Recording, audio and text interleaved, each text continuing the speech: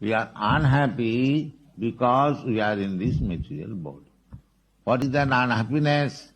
To take birth and again to die, and so long we live, we must suffer from some disease and we must become old.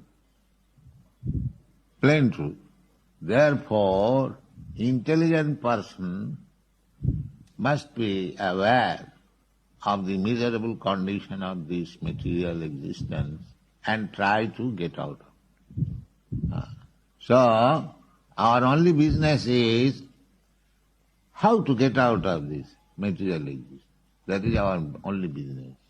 Not that how we can adjust things here and become happy. Hare Krishna,